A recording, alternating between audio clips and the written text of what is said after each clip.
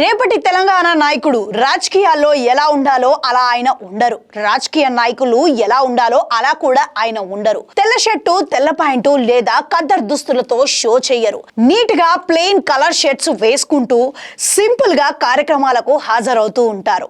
70% నేతల్లో వానాకాలపు చదువులతో రాజకీయాల్లోకి రాలేదు. ఉన్నత చదువులు చదువుకొని 2 పీజీలు చేసి అమెరికాలో ఎంఎస్సీ చేసి అలాగే సాఫ్ట్వేర్ ఉద్యోగం చేస్తూ ఆయన రాజకీయాల్లోకి అడుగుపెట్టారు. ఇంతకీ ఆయన ఎవరో కాదు, తారక రామారావు, కేటీఆర్. నేడు ఆయన జన్మదినం సందర్భంగా ఖ్యాతి కనెక్ట్స్ ప్రత్యేక కథనం మీకోసం.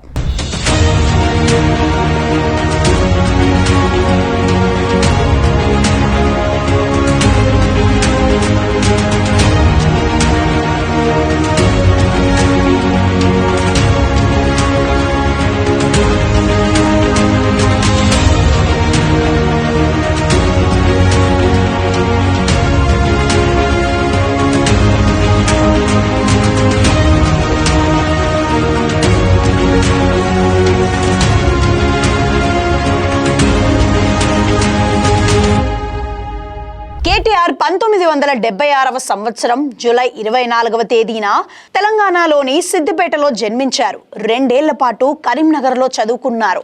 అనంతరం హైదరాబాద్ వచ్చేశారు. అక్కడ సెయింట్ జార్జ్ గ్రామర్ స్కూల్లో పాఠశాల విద్యను పూర్తి చేశారు. తర్వాత జీజీ స్కూల్లో 10వ తరగతి వరకు చదివారు. అక్కడి నుంచి గుంటూరులోని విజ్ఞాన్ కాలేజీలో ఇంటర్మీడియట్ పూర్తి చేశారు. అటు నుంచి మెడికల్ ఎంట్రన్స్ రాస్తే కర్ణాటకలోని ఓ మెడికల్ కాలేజీలో సీట్ వచ్చింది. అక్కడ చదవడం ఇష్టం లేక నిజాం కాలేజ్లో చేరారు. అందులో డిగ్రీలో మైక్రోబయాలజీ చేశారు. తర్వాత పూణే యూనివర్సిటీలో ఎంఎస్సీ బయోటెక్నాలజీ చదివారు. అనంతరం అమెరికాలో ఎంఎస్సీ పూర్తి చేశారు. అలా అక్కడే ఇంట్రా ప్రైవేట్ కంపెనీలో 5 ఏళ్ల పాటు ప్రాజెక్ట్ మేనేజర్ గా ఉద్యోగం చేశారు. వైవాహిక జీవితానికి వస్తే 2003వ సంవత్సరంలో ఆయనకు శైలిమతో వివాహం జరిగింది. వారికి హిమాంశు, అలేఖ్య సంతానం కలిగారు. ప్రత్యేక తెలంగాణ రాష్ట్ర సాధన కోసం ఉద్యమం తీవ్రంగా జరుగుతున్న రోజులవి. తండ్రి కేసీఆర్ ప్రాణాలు పరంగా పెట్టి పోరాడుతున్న వైనాన్ని చూశారు. అలాగే దశాబ్దాల పాటు తెలంగాణ ప్రజలు పడుతున్న కష్టాల్ని చూశారు. వెంటనే ఉద్యోగానికి రాజీనామా చేసి 2004లో భార్యా పిల్లలతో కలిసి ఇండియాకి వచ్చేశారు. సరాసరి హైదరాబాద్ వచ్చి ఉద్యమ కథనగరంలోకి దూకారు. ప్రత్యేక తెలంగాణ కోసం కేసీఆర్ ఏం చేశారంటే కరీంనగర్ ఎంపీ పదవికి రాజీనామా చేశారు. 2006లో ఉప ఎన్నిక వచ్చినప్పుడు కేసీఆర్ పోటీ పడితే ఎన్నికల్లో కేటీఆర్ చురుకైన పాత్ర పోషించారు. దీంతో కేసీఆర్ 2 లక్షల పైనే మెజారిటీతో గెలుపొందారు. 2008లో మరోసారి కేసీఆర్ తో పాటు టీఆర్ఎస్ ఎమ్మెల్యేలు రాజీనామా చేశారు. అప్పుడు ఉప ఎన్నికల బరిలోకి కేసీఆర్ దిగినప్పుడు సిరిసిల్ల నియోజకవర్గంలో విస్తృత స్థాయిలో కేటీఆర్ ప్రచారం చేసి పార్టీలో ప్రజల్లో తనదైన ముద్ర వేసుకున్నాడు. ఇకపోతే తెలంగాణ ఉద్యమంలో కేటీఆర్ కీలక పాత్రను పోషించారు. ధర్నాలు, ఉద్యమాల్లో పాల్గొనేవారు. పోలీసుల అరెస్టులు, లాఠీ దెబ్బలు కూడా తిన్నారు. పోలీసుల జీపెక్కి వెళ్లారు.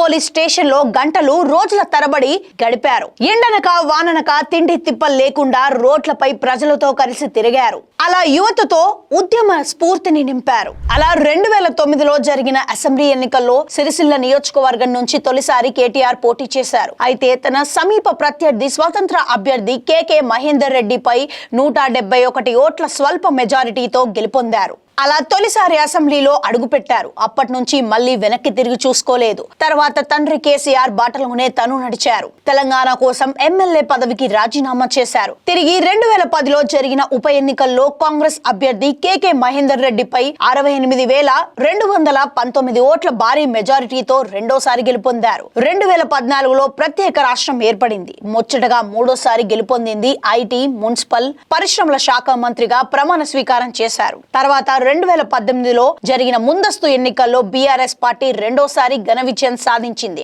అలా కేటీఆర్ 4వసారి ఎమ్మెల్యేగా విజయం సాధించి ఎప్పటిలా తన పాత మంత్రిత్వ శాఖలను తీసుకున్నారు. ఇక్కడ ట్విస్ట్ ఏంటంటే 2018 BRS party working committee president గా బాధ్యతలు స్వీకరించారు. అలా ఇప్పటి వరకు పార్టీలో ఎన్ని ఒడిదుడుకులు వచ్చినా సరే ఉద్యమ స్ఫూర్తితో ముందుకు సాగుతున్నారు. తెలంగాణ ఉద్యమ సింహం ది గ్రేట్ కేసీఆర్ కుమారుడుగా కేటీఆర్ రాజకీయాల్లో అడుగుపెట్టారు. అనతి కాలంలోనే రేపటి తెలంగాణ ఉజ్వల భవిష్యత్ ఆశాకిరణంగా పేరు తెచ్చుకున్నారు. అంతేకాదు తండ్రి కేసీఆర్ బాటలో నడుస్తూ ఆయన వారసుడిగా అందరి మన్ననలు అందుకుంటున్నారు. ప్రతిపక్షంలో ఉంటూ పార్టీని భుజస్కంధాలపై మోస్తూ మీడియా సమావేశాల్లో పాల్గొంటున్నారు. ప్రజల పక్షాన నిలిచి పోరాడుతున్నారు. అంతేకాదు తరచూ ట్విట్టర్ వేదికగా అధికార కాంగ్రెస్ పార్టీ ప్రభుత్వ పనితీరులో లోపాలను ఎండగడుతున్నారు. పథకాల తీరుతెన్నుల్లో వైఫల్యాలను ప్రజల ముందుకు తెస్తున్నారు. ప్రజలు, విద్యార్థులు, రైతులు అలా అందరితో కలిసి నిరసన కార్యక్రమాలు చేపడుతున్నారు. నిజానికి కేసీఆర్ సమావేశాలకి రాకుండా, ఆ లోటుని రాకుండా అన్ని తానే చూసుకుంటున్నాడు. అలాగే కాంగ్రెస్ పార్టీ నుంచి ఎదురయ్యే ఒత్తిళ్లు, అవినీతి ఆరోపణలు, కేసులు అన్ని సమర్థవంతంగా తానే ఎదుర్కొంటున్నాడు. దేశంలో ఎక్కడ చూసినా, ఎలా చూసినా, ఎప్పుడు చూసినా 90% నేతలు ఎంతో రఫ్ గా మాట్లాడుతూ దుమ్ము దుమారం రేపుతుంటారు. ఇక తెలంగాణ లాంటి రాష్ట్రంలో దీని డోస్ కాస్త ఎక్కువగానే ఉంటుంది. ఇలాంటి చోటుకి ఎంతో ఉన్నత విద్యావంతుడు, సౌమ్యుడు, ఎక్కడో అమెరికా లాంటి దేశంలో ఉద్యోగం చేసుకుంటున్న వ్యక్తి అనూహ్యంగా వచ్చాడు. ఏమాత్రం అనుభవం లేకపోయినా ఉద్యమ కాలంలో ప్రజల మధ్యలో తిరిగి రాలుదేలాడు. అలా రాజకీయాల్లో తన ప్రత్యేకతను చాటుకుంటూ తన ఒక రోల్ మోడల్ గా మారారు. రాజకీయ నాయకుడు అంటే ఇలా ఉండాలనే ఒక బ్రాండ్ ని సెట్ చేశారు. నిజానికి కేటీఆర్ ని చూస్తే ఆయన ఒక రాజకీయ నాయకుడు అని ఎవరు అనుకోరు. ఎందుకంటే ఆయన అందరిలా మాట్లాడరు. ఆయన మాట్లాడే మాటల్లో ఒక డీసెన్సీ ఉంటుంది, ఒక క్రమశిక్షణ ఉంటుంది, అలాగే ఒక పద్ధతి ఉంటుంది. అవతలి పార్టీ వాళ్ళు ఎంత రెచ్చగొట్టే మాటలు మాట్లాడినా తను మాత్రం సంయమనం కోల్పోకుండా బదులిస్తారు. అదే ఆయనలోని గొప్పతనం. ఆ చెప్పేది కూడా చొక్కాలు చింపుకొని చెప్పరు, మైకులు విరిగిపోయేలా మాట్లాడరు. చెప్పాల్సిన విషయాన్ని సూటిగా, స్పష్టంగా, కూల్ గా చెప్పి అక్కడితో వదిలేస్తారు. ఒక సబ్జెక్టును పట్టుకొని గంటల తరబడి సోది కబుర్లు చెబుతూ వేదికలపై పురాణ కాలక్షేపాలు చేయరు. ఆయన ప్రెస్ మీట్లు పెట్టినప్పుడల్లా ఒక మాట అంటుంటారు, నేను కాంగ్రెస్ పార్టీ వాళ్ళ తరహాలో మాట్లాడగలను, తిట్టగలను, కానీ నేను మాట్లాడను, తిట్టను. ఎందుకంటే నేను చదువుకున్నాను, సంస్కారం ఉంది, అందుకే పద్ధతిగా సమాధానం చెబుతున్నాను అని అంటుంటారు. అలాగే మాట్లాడే ప్రతి మాటలో చమత్కారం ఉండేలా జాగ్రత్తలు తీసుకుంటారు. ఎంత సీరియస్ మ్యాటర్ అయినా సరే నవ్వుతూ చెప్పేందుకు ప్రయత్నిస్తారు. అందరినీ నవ్వించడానికి చూస్తుంటారు. సీరియస్ గా నడిచే రాజకీయాల్లో ఇదొక కొత్త ట్రెండ్ గా చెప్పాలి. ఇకపోతే ఇటీవల వరంగల్లో భారీ ఎత్తున జరిగిన బీఆర్ఎస్ ప్లీనరీ సభలో కేటీఆర్ తన తర్వాతి వారసుడిగా కేసీఆర్ ప్రకటించారు. అంతేకాదు ప్రజల ముందు మరోసారి తన కుమారుడిని పరిచయం చేశారు. తన తర్వాతి పార్టీని చూసుకునేది కేటీఆర్ మాత్రమేనని శతభిషలకు తావు లేకుండా ముక్కుసూటిగా తన మనసులోని మాట చెప్పేశారు. తనని ఆశీర్వదించినట్లుగానే కుమారుడిని చూసుకోమని ప్రజలకు తెలిపారు. ఈ నేపథ్యంలో కుటుంబంలో ఇబ్బందులు వచ్చినా సరే కేటీఆర్ వాటిని సమర్థవంతంగా ఎదుర్కొంటున్నాడు. ముఖ్యంగా చెల్లి కవిత చేస్తున్న హంగామాతో పార్టీలో కొంత ఇబ్బందికరంగా మారినా సరే ఆయన మాత్రం ఆచితూచి అడుగులు వేస్తున్నారు.